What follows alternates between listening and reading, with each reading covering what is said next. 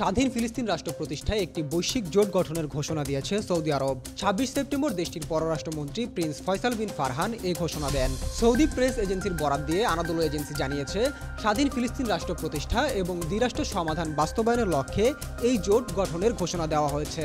জোটের লক্ষ্য হবে স্বাধীন ফিলিস্তিন রাষ্ট্র প্রতিষ্ঠায় বিশ্বব্যাপী সমর্থন সংগ্রহ করা। প্রিন্স ফয়সাল বিন ফারহান জানান, জোটের প্রথম বৈঠকটি রিয়াদে অনুষ্ঠিত হবে। আরব ও ইসলামিক দেশগুলোর পক্ষ থেকে ইউরোপীয় অংশীদারদের সঙ্গে দ্বিরাষ্ট্র সমাধান বাস্তবায়নের লক্ষ্যে বৈশ্বিক জোট গঠনের ঘোষণা করা হয়েছে। ফিলিস্তিন ইসরায়েল সংকটের স্থায়ী মীমাংসা কেবল স্বাধীন ফিলিস্তিন রাষ্ট্র প্রতিষ্ঠার মাধ্যমেই আসতে পারে। এই দৃঢ় বিশ্বাসের উপর ভিত্তি করেই এই জোট গঠন করা হয়েছে। ফিলিস্তিনকে রাষ্ট্রের স্বীকৃতি দেওয়া দেশগুলোর প্রশংসা করে সৌদি পররাষ্ট্রমন্ত্রী বলেন, যে ১৪৯টি দেশ ইতোমধ্যে ফিলিস্তিনকে স্বীকৃতি দিয়েছে তাদের এই আন্তর্জাতিক জোটটিতে যোগদান করার আহ্বান জানাচ্ছি। লেবাননে ইসরায়েলের ভয়াবহ হামলার বিষয়ে তিনি বলেন, আমরা একটি বিপজ্জনক আঞ্চলিক উত্তেজনা প্রত্যক্ষ করছি। এই আঞ্চলিক যুদ্ধ পুরো বিশ্বকে বিপন্ন করছে।